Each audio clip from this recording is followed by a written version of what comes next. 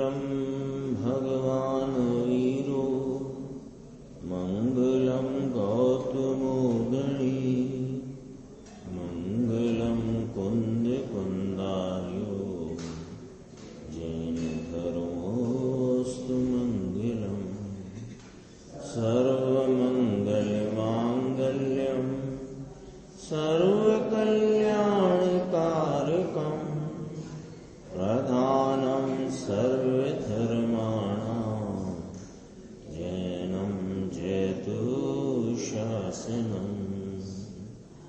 मैं नमो तीर्थनायक को नमो ओंकार वाणी को नमो उन कुंद प्रभु को जिन्होंने ओंकार धारण की।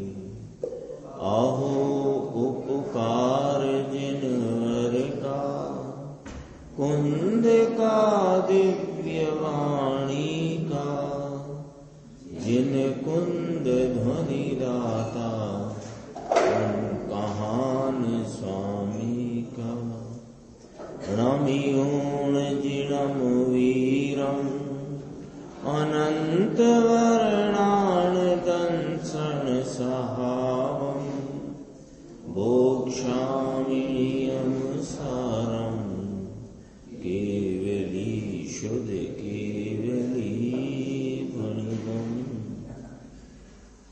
नियम सार जी परमागम ग्रंथ की अपनी परम आलोचना अधिकार की स्वाध्याय चल रही है।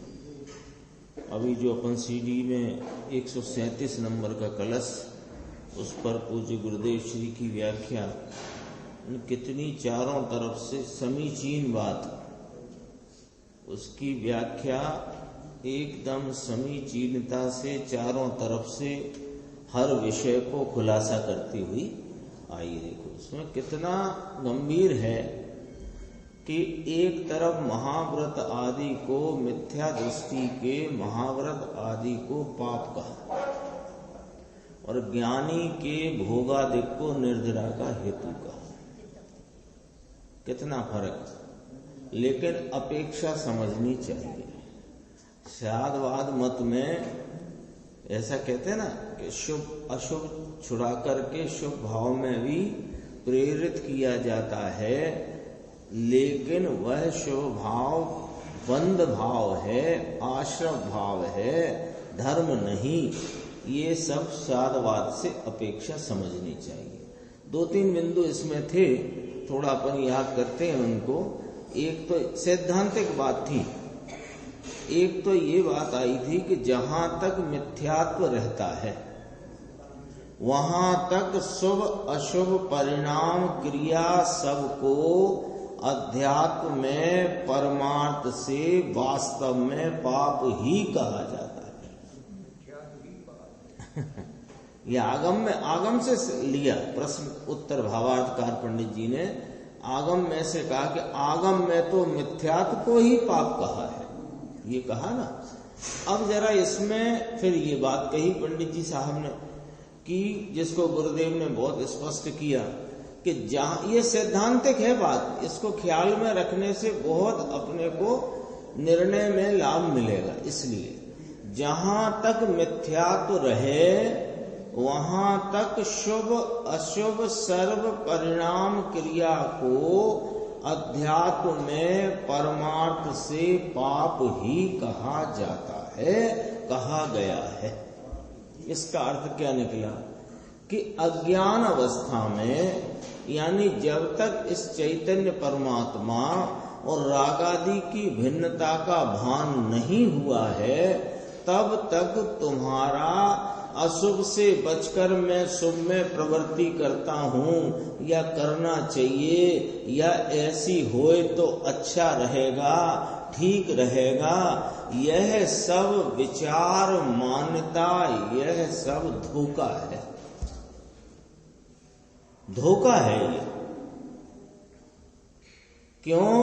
अशुभ से वंचनार्थ शुभ में प्रवृत्ति करने का जो कथन आगम और अध्यात्म में आया है वो वास्तव में ज्ञानी की अपेक्षा से आया है क्योंकि जब तक अपने चैतन्य तत्व और राग रूप आश्रव तत्व इनके बीच की भिन्नता का भान हुआ नहीं, तब तक अज्ञान है, मिथ्यात्व है, और जब तक मिथ्यात्व है तब तक शुभ अशुभ दोनों पाप ही कहे गए हैं। यानी हमें ये इसमें कोई ऐसी कोई बात नहीं है कि अपन ने सुन ली, पढ़ ली और हो गई। इसमें से बहुत गंभीर मार्ग निकल के आता है यशवंत भाई। क्या कि हमारी जो वृत्ति, हमारी जो कर्तव्य रूप एक स्थिति बनती है कि हमको इस प्रकार प्रवर्तन करना और इस प्रकार नहीं करना, तो कहते हैं वो तो सहज परिणामों में उस समय की होती तीव्रता मंदता का भाव है। तुम उसमें किसी प्रकार का कर्तव्य ओढ़ करके और उसमें मुझे ऐसा करने से फायदा हो रहा है अथवा इससे लाभ होता है, इस मान्यता की भ्रांति में रह करके जो अपने को एक अवसर मिला है, इस अवसर से भी हम चूक सकते हैं। इसलिए की बात है ये। एक और बहुत गजब की बात आई थी इसमें, गुरुदेव श्री ने यह जो चैतन्य तत्व है जिसकी महिमा पूरे जिनागम में गाई गई है, इस शुद्धात्म तत्व की, इसकी स्थिति जो इसे त्रिकाली कहा, अनादि अनंत कहा, वो त्रिकालीपना कैसे है वो समझना, इसमें आई है बात। अक्सर आती है, लेकिन जब आती है तो अपन पॉइंट आउट इसलिए करते हैं कि वो बात अपने चित्त में जमना चाहिए, दृढ़ होना चाहिए। देखो इसमें आई थी बात, सतत यानी निरंतर वर्तमान ही मैं तो हूं। मैं तो निरंतर वर्तमान स्वरूप हूं।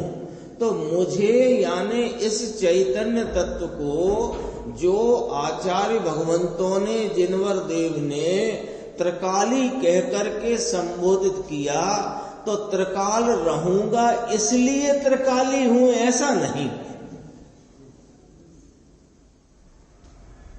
त्रिकाल रहूंगा तो इसलिए त्रिकाली हूं, ये कोई बात में वजन नहीं है। इसमें क्या, जगत का प्रत्येक द्रव्य त्रिकाली है, अणु अणु त्रिकाली है, यह चैतन्य तत्व भी त्रिकाली है, लेकिन यह किस प्रकार मुझे प्राप्त हो, प्रयोजन तो ये है ना। जगत का प्रत्येक द्रव्य अणु अणु त्रिकाली है, और मैं भी त्रिकाली हूं, वे भी त्रिकाल रहेंगे, मैं भी त्रिकाल रहता हूं, ये बात तो ठीक है, लेकिन इसमें अपने प्रयोजन की प्राप्ति कैसे है। त्रिकाली है, सब त्रिकाली है, ये भी त्रिकाली है, ये इसमें रहा परमाणु त्रिकाली है, इसमें रहा परमाणु त्रिकाली है, जगत का प्रत्येक जीव त्रिकाली है, निगोद में रहा त्रिकाली है, सिद्ध रहा त्रिकाली है, लेकिन उसमें मेरा प्रयोजन इस त्रिकालिक पने से कैसे सदता है। हम त्रैकालिक वस्तु हैं, तो हम त्रैकालिक वस्तु हैं, इसका प्रयोग, इस बात में से हमारा आनंद प्राप्ति का प्रयोजन कैसे सदता है। तो कहा कि ऐसे सदता है भैया, मैं त्रिकाल रहूंगा इसलिए त्रिकाली हूं ऐसा नहीं, अपितु मैं तो वर्तमान सत ध्रुव ही हूं ऐसा। तो मेरी सत्ता का स्वरूप अथवा मेरे सत्ता के भाव की सत स्वरूपता का अंगीकारपना किसको देख करके होता है कि जो निरंतर वर्तमान सत स्वरूप ध्रुव रूप ज्ञायक भाव है वह मैं हूं। यानी पर्याय प्रति पर्याय में, पर्याय प्रति पर्याय के इस अनादि निधन प्रवाह में जो ध्रुव रूपता से, सतरूपता से, अपनी सत्ता से रहा हुआ है, ऐसा चैतन्य ज्ञायक भाव वह मैं हूं, उसकी स्वीकारता से प्रयोजन की सिद्धि है। एक एक पंक्ति गुरुदेव की ऐसी आती है कि उसमें तो ऐसा लगता है कि वो कितना कहना चाहते थे वो तो वो जाने, लेकिन एक दो पंक्ति में भी वे कितना कह चुके, ये बात भी विचार करके अंतर में बहुत एकदम रोमांच हो आता है। ऐसी बात आती है। देखो अपन अपने विषय पे चलते हैं। परम आलोचना अधिकार कलश 162, जिसकी चर्चा अपन ने कल प्रारंभ की थी। इसमें गुरुदेव के व्याख्यान का अंश अपन देखते हैं 357 पेज कि यह आत्मा, ये कहा था ना, ये आत्मा जो राजहंस की भांति, जैसे राजहंस कमलों में केली करता है, ऐसे यह आत्मा अपने शांत भाव में और जितेंद्रियता रूपी गुणों में रमता है। रमता है माने उस रूप ही है। इसकी चर्चा अपन देखते हैं। ये ऊपर से 10 एक लाइन छोड़ के देखो। निरंतर द्रव्य कर्म और 9 कर्म के समूह से भिन्न है यह मैं।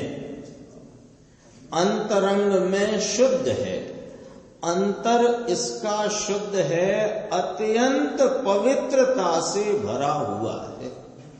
इसकी सत्ता, होना पना पवित्रता के भाव से भरा हुआ होना पना है। जो बात चल रही थी निरंतर वर्तमान सत, उसका नाम त्रिकालीपना है। यही बात यहां कहा, यहां कहते हैं यही इसी बात को, पवित्रता के भाव से भरा हुआ होना पना है। होना पना है पने से है। तो अभी तो अपवित्रता है कि नाना, वो अपवित्रता ने इसमें कभी प्रवेश किया ही नहीं। ये तो सदैव निरंतर वर्तमान पवित्रता से भरा हुआ होने पने से है। ये अभी गुरुदेव के 162, 163 और आगे के कलश, इसमें ये वाला भाव गुरुदेव श्री खोलते हैं आचार्य के अंतरंग को कि ये भाव में बताते हुए अनेक प्रकार की भाषा शैली का प्रयोग करते हैं, लेकिन न इसमें कोई अशुद्धता है, न आई है, न मिटाई है। अशुद्धता मिटा दी गई है कि मिटाना है, ये वाली बात को गौण कर दो। ये पर्यायों के भेद की दृष्टि में देखे जाने वाले, जानने में आने वाले भाव हैं। अशुद्धता है, अशुद्धता मिटी है, हो रही है, मिटाना है। ये सब भाव पर्याय के भेद पर से इस चैतन्य महाराज को देखने पर दिखते हैं, लेकिन उस पर्याय भाव की गौणता में यह चैतन्य भगवान तो ऐसा का ऐसा पवित्रता से भरा हुआ सत स्वरूप रहा हुआ ही है। ऐसी जोरदार बातें हैं।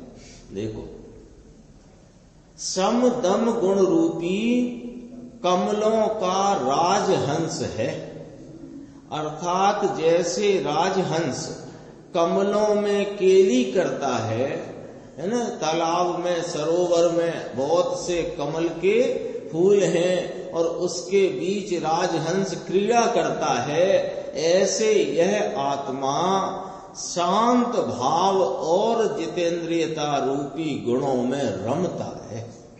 रमता है यानी इसमें है वे, है ना। शांत भाव में रमता है, ये कथन में भाव क्या है कि इसमें शांतता भरपूर भरी हुई है, ऐसे कहते। शांत भाव यानी अकषाय भाव, अकषाय भाव यानी चारित्र भाव, चारित्र भाव यानी त्रिकाली चारित्र भाव, त्रिकाली चारित्र भाव माने इसका अनादि अनंत गुण स्वरूप चारित्र। ये भाव में और जितेंद्रियता रूपी गुणों में रमता है। अरे इस भाव में ही ये पड़ा हुआ है। इस भाव में सोना कहाँ पड़ा है? अपने चिकनेपन, पीलेपन, भारीपन में पड़ा हुआ है। ऐसे यह आत्मा अपने अनंत अतीन्द्रिय गुणों में शांत चारित्र भाव में पड़ा हुआ है। ये सब चर्चा से क्या हो रहा है? रोज के रोज वही बातें। अरे ये चर्चा नहीं है, यह हमारी आपकी महिमा के गुणगान हैं। ये चर्चा नहीं है। नियम सार 162 में यूं कहा और 163 में ये कहा और समय सार में ये कहा। अरे जहां कहा जो कहा वो इस शुद्धात्मा की महिमा का गुणगान है। तो अपने को शुद्धात्मा मानते हो तो अपनी ही गुणगान सुनने आते हैं अपन, और क्या कहा। और उस गुणगान को सुनते रहने का लाभ क्या है बिमल जी भाई साहब? उसको सुनते रहने का लाभ ये है कि उसको सुनकर इस तत्व की महिमा आती है, महिमा से रुचि बढ़ती है, रुचि से वीर्य इस तरफ ढलता है और वीर्य के ढलान में उपयोग में यह स्वरूप उपलब्ध होकर के आनंद, अतीन्द्रिय आनंद की प्राप्ति होती है, उसकी पूर्णता की प्राप्ति होती है। ऐसी कोई बातें टाइम पास की नहीं चल रही है। एक एक बात गंभीर है। सदा आनंद आदि अनुपम गुण वाला, निरंतर अतीन्द्रिय आनंद आदि के जिसकी उपमा न मिले, ऐसा अनुपम गुण वाला चैतन्य चमत्कार की मूर्ति ऐसा ऐसा आत्मा है, ये कहते हैं, ये बताते हैं, ये स्मरण कराते हैं कि भैया तुम जो पदार्थ हो, तुम चैतन्य महापदार्थ हो, तुम्हारा ऐसा महान महान स्वरूप है। ये यहां पर कहते हैं। देखो तो इसका अनुभव करना ये सम्यक दर्शन है। ये सर्वज्ञ स्वभावी है, सर्वज्ञ का स्वभाव है। इसका निर्णय करते सर्वज्ञ परमात्मा। कल की चर्चा याद होगी। सर्वज्ञ का निर्णय कहो कि सर्वज्ञ स्वभावी आत्मा का निर्णय कहो कि वे सर्वज्ञता से भरे पड़े या विद्यमान जो अरिहंत भगवान हैं, उनकी सर्वज्ञता का स्वरूप मेरे त्रिकाली स्वरूप वाला है। और इसके निर्णय में ही इस आत्मा, इस भगवान आत्मा का और उस भगवान का, दोनों का निर्णय शामिल है। एक के निर्णय में दोनों का निर्णय है और दोनों के निर्णय बिना किसी का निर्णय नहीं है। ऐसी बात। ये सर्वज्ञ स्वभावी इसका निर्णय करते सर्वज्ञ परमात्मा। इनके कहे हुए शास्त्र और इनमें माने हुए मुनि, ये इस परम आनंद आदि अनुपम गुण वाले का निर्णय होते यह सब निर्णय सच्चा हो जाता है। लो, इस चैतन्य परमात्मा का यथार्थ स्वरूप जैसा जिनेन्द्र परमात्मा ने देखा जाना कहा, वैसा ही अपने निर्णय दशा यहाँ अनुभव पूर्वक निर्णय लेना है, विकल्पात्मक नहीं। इसकी अनुभव पूर्वक निर्णय में जगत के प्रत्येक पदार्थ का निर्णय हो जाता है, प्रत्येक पदार्थ का। उनकी सर्वज्ञता के निर्णय में इस सर्वज्ञ स्वरूपता का निर्णय होते वे सर्वज्ञ हैं ऐसा निर्णय हो जाता है। एक आध बार चर्चा आई है कि हे प्रभु, मेरा स्वरूप आपके जैसा है, ऐसा देखते, ऐसा अनुभव करते, फिर यहां से इस प्रकार की ध्वनि आती है कि आप मेरे जैसे हो।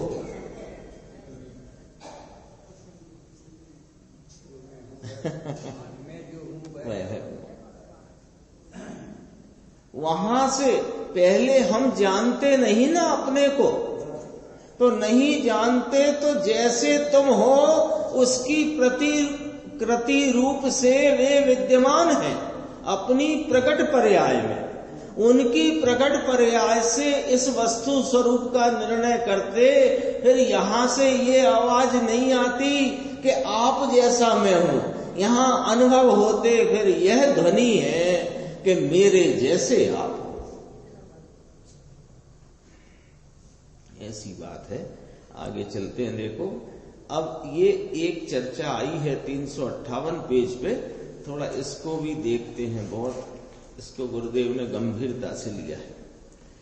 ऐसा वह आत्मा जिसकी अभी चर्चा चल रही थी, पवित्रता से भरा हुआ, जो राजहंस के समान, जैसे राजहंस कमलों में केली करता है, ऐसे यह अपने अनंत अतीन्द्रिय गुणों में शांत भाव में केली करता है। ऐसा यह आत्मा मोह के अभाव के कारण, अब देखो गुरुदेव श्री क्या फरमाते, इतनी अपेक्षा समझाई बस, मोह के अभाव के कारण। यानी वास्तव में तो यह जो आत्मा है, अनंत गुण संपदा स्वरूप जो वस्तु है, इसमें मोह का कोई भाव है ही नहीं जो उसका अभाव कहने की जरूरत पड़े।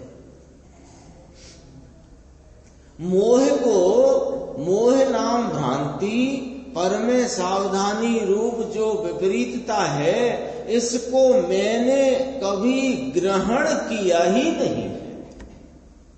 ये आत्मा जो अनंत गुण संपदा स्वरूप, अपने अनंत गुणों में केली करने वाला, जो अंतरंग में शुद्धता पवित्रता का भंडार है, इसने कभी मिथ्यात्व को, मोह को, विपरीतता को, इन सब भावों को कभी ग्रहण किया ही नहीं जो मोह का अभाव कहना पड़े। तो भी यहाँ अपेक्षा से पर्याय में जो वर्त रहा है, उसकी अपेक्षा लेकर के यह बात इतनी समझाई। नहीं तो आत्मा में अभाव नाम का गुण है, इसलिए स्वयं अभाव गुण के कारण परिणमता है। यानी परिणमता भाव गुण से है, और अन्य भावगुणों के, अन्य वस्तुओं और अन्य भावों के अभाव रूप परिणमता है, ऐसा कहना है। लेकिन यह निमित्त से कथन किया है कि मोह के अभाव के कारण। लो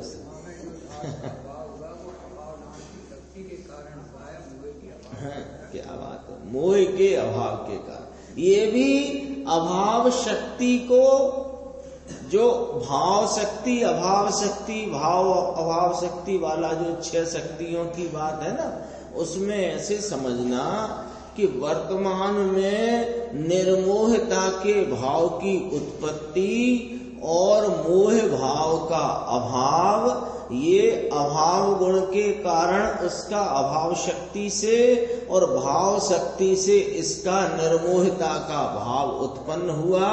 ये भी पर्याय से देखे जाने वाली बात है। लेकिन स्वभाव में एक अभाव नाम का गुण ऐसा है कि ये त्रिकाल पर द्रव्य पर भावों से अभाव स्वरूप है। मोह का अभाव होकर निर्मोहता की उत्पत्ति, मिथ्यात्व का अभाव होकर सम्यक्त की उत्पत्ति, ये भाव शक्ति अभाव शक्ति वाली बात है। वो परिणाम अथवा पर्याय के भाव को देखने की बात है। यहां तो ये कहते हैं कि यह आत्मा जैसे इसमें अस्थि नामक गुण है, ऐसे नास्तित्वपने का भी गुण है। कैसा है नास्तित्वपने का इसका अपना गुण कि अपने नास्तित्व गुण के कारण ये पर से नास्ति रूप है। वो वाली बात कहते हैं। अभाव गुण, वही नास्तित्व गुण कहो कि अभाव गुण कहो। यहां पर खरेखर तो इसमें अभाव नाम का एक गुण है। अनादि अनंत भाव अभाव इसमें इसका गुण है। इसके कारण पर से अभाव स्वरूप समस्त पर के यानी समस्त पर द्रव्य भावों को ग्रहण ही नहीं करता। ग्रहण ही नहीं करता यानी ग्रहण ही नहीं करता माने ग्रहण किया ही नहीं है कभी। पर पदार्थ के भाव ऐसा जो मोह है, इसके अभाव के कारण समस्त पर द्रव्य, इसके अभाव माने अपने अभाव गुण के कारण समस्त पर द्रव्य भावों को ग्रहता नहीं ही। अरे ये राग को भी द्रव्य ग्रहण नहीं करता। और सुनो, पुण्य का परिणाम और तीर्थंकर गोत्र जिस भाव से बंधता है, इस भाव को भी द्रव्य ग्रहण नहीं करता। ऐसा यह भगवान आत्मा विद्यमान है, हाजिर है। कहां? वो जो अपन ने अभी समय सार जी की सीडी में से पढ़ा, निरंतर सतत वर्तमान, प्रत्येक परिणाम में सत स्वरूप ध्रुव ही मैं हूं। त्रिकाल रहूंगा ऐसे नहीं, त्रिकाल में हूं। फर्क पड़ा कि नहीं पड़ा बात में? त्रिकाल रहूंगा। ये भविष्य की बात को अभी वर्तमान में कहने जैसी बात है। मैं प्रत्येक वर्तमान में सत स्वरूपता से हूं। ये वर्तमान में ही तीनों काल की घोषणा है। वर्तमान में ही मैं त्रैकालिक भाव हूं, इसकी घोषणा है। और तीनों काल में आगे भी रहूंगा, ये तो वर्तमान में भविष्य की बात करना है। तो मैं ऐसा नहीं हूं, मैं तो वर्तमान स्वरूप निरंतर सतत वर्तमान विद्यमान पदार्थ हूं। ये कोई अलौकिक जैन दर्शन है। इसकी जितनी जितनी गहराई में जाते जाओ, उतना उतना आपको आपके स्वरूप की स्पष्टता होती जाती है। कई लोगों को ऐसा लगता है कि हमने सब समझ लिया है, सब पढ़ लिया है, बराबर बात आ गई है। बहुत अच्छा है कि सब बात समझ आ गई है और कदाचित उस बात का परिणमन भी कदाचित हो गया है, तो भी बहुत अच्छी और इस नरभव की सफलता की बात है। लेकिन फिर भी यह आगम और अध्यात्म में जितना जितना अपने स्वरूप का भाव पढ़ते सुनते जाते हैं, उतना उतना उसकी गहराई का भाव स्पष्ट होता आता है। यदि प्रतीति भी हो गई है तो अपनी ही स्पष्टता है, उसमें क्या बात है। और नहीं तो क्या करोगे। दूसरा 163 कलश है, पेज नंबर 359।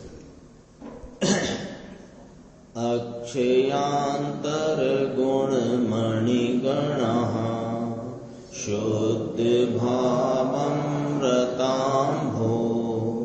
राशौ नित्यं विशद विशदे क्षालिताम् अह कलङ्कः शुद्धात्मा यः प्रहत करण ग्राम कोलाहलात्मा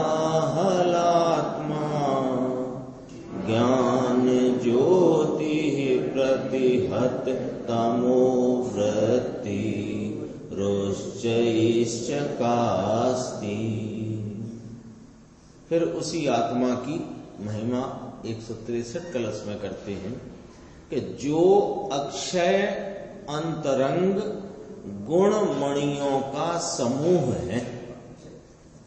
अक्षय अंतरंग गुण मणिया, अंतरंग गुण मणिया माने अंतरंग अंतर स्वभाव में रहा हुआ जो अपने गुणों का खजाना है, समूह का ना, गुण मणियों का समूह, अंतरंग में रहे हुए गुणों का खजाना। कैसा खजाना और कैसे गुण के अक्षय, जिनका कभी क्षय होता नहीं। एक बात। दूसरी कहते हैं जिसने सदा विशद विशद नाम अत्यंत निर्मल, विशद विशद 2 बार कहकर निर्मलता की अतिशयता को यहां सूचित किया है। अत्यंत निर्मल, शुद्ध भाव रूपी अमृत के समुद्र में पाप कलंक को धो डाला है। यहां भी पर्याय की तरफ से यह बात बताई जा रही है कि जिसने अपने शुद्ध भाव रूपी अमृत के समुद्र में। अब जरा यहां इस वाक्य को ऐसे देखो कि ये कौन है, यानी मैं कौन हूं कि शुद्ध भाव रूपी अक्षय अंतरंग गुण मणियों का समूह कैसा शुद्ध भाव रूपी अमृत का सागर, ये मैं हूं। और यह अमृत का सागर स्वरूप अत्यंत निर्मल शुद्ध भाव स्वरूप वस्तु अब इसमें पाप कलंक को धो डाला, यह भी एक अपेक्षित बात है। अरे जिसमें पाप पुण्य का भाव ही नहीं, उसे धो डालने का कहना ये भी पर्याय पर से देखकर एक अपेक्षित कथन यहां किया गया है। बोलो, पाप कलंक को धो डाला है। अरे था ही नहीं हम पे कोई पाप। पाप जिस वस्तु में समाता ही नहीं, आता ही नहीं, होता ही नहीं। पर्याय दृष्टि से, पर्याय की तरफ से इतना ज्ञान कराने को भाषा की ऐसी शैली यहां रखी। लेकिन खरेखर बात किसकी चल रही है? देखना ऊपर से बात किसकी चल रही है? परिणति की चल रही है कि ध्रुव वस्तु की चल रही है? अपने ज्ञायक भाव की चल रही है कि पाप भाव की चल रही है?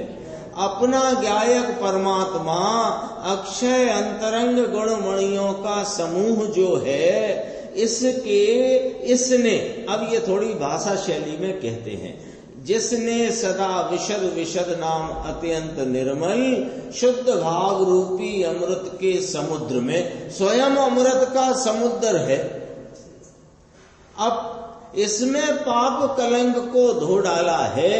इतना ये एक कथन कहने में आया। अरे इसमें ना पाप है ना पुण्य है। और जिसने फिर इसी अपेक्षा से, इसी अपेक्षित कथन से, जिसने इंद्रिय समूह के कोलाहल को हनन कर डाला है। ये इंद्रिय समूह का कोलाहल क्या होता है? ये तो पुद्गल जड़ इंद्रियां, इनका क्या कोलाहल कि इनके आलम्बन में वर्तते उपयोग में जो इंद्रिय विषय बनते हैं, उन विषय बनते हुए ये विषय ठीक है, ये विषय अठीक है, ये कोलाहल है। इसको कोलाहल कहा। ये ठीक है, अभी थोड़ी सर्दी है, ये ठीक, ये विषय बना के नहीं बना स्पर्शन इंद्रिय के? आलम्बन में। सर्दी ज्यादा है, फिर बाहर निकले, थोड़ी धूप है, ये ठीक नहीं है, ये ठीक है, फिर हीटर आया, फिर ये ठीक है, फिर कंबल आया, फिर ये ठीक है, फिर हवा चली, ये अठीक है। ये क्या है? ये कोलाहल है, ये कोलाहल है। तो इसका ये कोलाहल का हनन कैसे होए कि अतीन्द्रिय स्वभाव का आलम्बन जिसको वर्तता है उसको ये इंद्रिय समूह का कोलाहल मिट जाता है।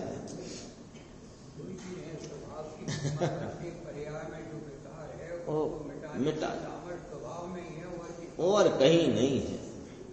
वह शुद्ध आत्मा। देखो थोड़ा कलश की शैली समझना। शैली समझने से क्या होगा कि आचार्यों का, मुनिराजों का अंतरंग अपने समझ में आएगा। पहले आधे वाक्य में जो बात कही, फिर अंतिम आधा वाक्य पकड़ना। जो अक्षय अंतरंग गुणमणियों का समूह है वह शुद्ध आत्मा ज्ञान ज्योति द्वारा अंधकार दशा का नाश करके अत्यंत प्रकाशित है। तो एक ये द्रव्य स्वभाव की बात करी, बीच में पर्याय अपेक्षित कथन करके पाप नाम पुण्य पाप रूपी रागादि भावों को दूर किया है और इंद्रिय के अवलंबन से होते उपयोग की बहिर्मुखता को भी हनन करके यह ज्ञान ज्योति ने अंधकार दशा का नाश करके यह ज्ञान स्वरूप आत्मा, इसकी जो चित चमत्कार स्वरूप ज्योति है ये अत्यंत प्रकाशित है। ये वाली बात यहाँ पर कही गई। देखो नीचे गुरुदेव का व्याख्यान देखो, पेज नंबर 360। ऊपर जो प्रश्न है ना व्याख्या खोटी है, उसी वाले उत्तर के बीच में से देखना। अक्षय अंतरंग गुण मणियों का समूह है। अंतरंग गुण रतनमय का तो ढगला है, ढेर है, समूह है। ऐसे आत्मा पासे, यानी पासे माने उससे, ऐसे आत्मा से पर की दया पालने का और व्रत करने का कहना, ये तो चक्रवर्ती का राज मिला होए और सावरणी चक्रवर्ती से महल को साफ करने का कहना, ऐसी बात है। यह आत्मा जो दया दान आदि विकल्पों की मलिनता से अत्यंत दूर है, जो निर्मल निर्मल निर्मल अत्यंत निर्मल पवित्रता से भरा हुआ पदार्थ है, इसे ऐसे राग की वृत्ति का कहना चक्रवर्ती से झाड़ू लगवाने जैसी बात है। ऐसा जो रतन का मणि भगवान, जिसने विशद विशद अत्यंत निर्मल शुद्ध भाव रूपी त्रिकाल शुद्ध निर्मल शुद्ध भाव रूपी अमृत के समुद्र में पाप कलंक को धो डाला है। अर्थात कि इसने अमृत के समुद्र में पाप कलंक है नहीं, है ही नहीं। शब्द तो ये ऐसा यहाँ पर उपयोग किया है, धो डाला है, ये शब्द उपयोग किया है, लेकिन होए तो धोए ना। गुरुदेव का लॉजिक देखो क्या कहते हैं, होए तो धोए ना। यहां कौन सा पाप बसता है? मेरी प्रत्येक वर्तमान में सत स्वरूप ध्रुव स्वरूप गायक चैतन्य भगवान में कोई पाप है ही नहीं। पाप यहां बसता ही नहीं। होए तो धोए। ऐसे जरा ये क्या गायक भगवान की महिमा है। हम हमारी परिणति में पाप के परिणाम को देख देख करके पामरता से हैरान हैं, और जरा कभी कदाचित वह पाप यानी कषाय की तीव्रता पलट करके मंद कषाय हो जाती है तो फूले नहीं समाते। तुम देखते कहां हो जहां तुम हो ही नहीं, और जहां तुम हो वहां ये नहीं, पुण्य नहीं ने पाप नहीं। बहुत अच्छा इसमें कहा, देखो ये तो एक शब्द की नाम भाषा की शैली इस प्रकार उपयोग किया है। बाकी कहते हैं अंतरंग गुणमणियों का समूह है, जिसने सदा विशद विशद अत्यंत निर्मल शुद्ध भाव रूपी अमृत के समुद्र में पड़ा हुआ ही है। अमृत समुद्र ही है ये, इसको पाप धोना ये भी इसमें नहीं, पुण्य का करना ये तो नहीं, लेकिन पुण्य को धोना ये भी स्वरूप में नहीं। ये कहते हैं शुद्ध भाव रूपी अमृत के समुद्र में पाप कलंक को धो दिया है, अर्थात इसको पुण्य पाप है ही नहीं। धो देने का अर्थ ये है, जो भगवान आत्मा अमृत सागर के मणि रत्न से भरा हुआ, इसमें पुण्य और पाप है ही नहीं, है नहीं, फिर इसको धो देने की का कहना ये तो एक समझाना है। और जिसने इंद्रिय समूह के कोलाहल को हनन कर दिया है, अतीन्द्रिय शुद्ध भाव के आनंद के अनुभव में इंद्रिय के समूह का कोलाहल, 5 इंद्रिय का कोलाहल, इंद्रियों में विकल्प उठे, यानी इंद्रियों के आलम्बन से वर्तते हुए विषयों को जानते जो विकल्प उठता है, ये ठीक है, ये ठीक नहीं, ये विषय इंद्रिय को ठीक पड़े, ये ठीक पड़ता नहीं, यह सब कोलाहल है। इसको हनन कर दिया है, अर्थात कि ये कोलाहल इसमें है नहीं। होए तो हनन करे ना, है ही नहीं, ये है नहीं, ये तो समझाने की शैली से बात कही है। इसमें थोड़ी चर्चा और है, अपन आगे की स्वाध्याय में लेंगे।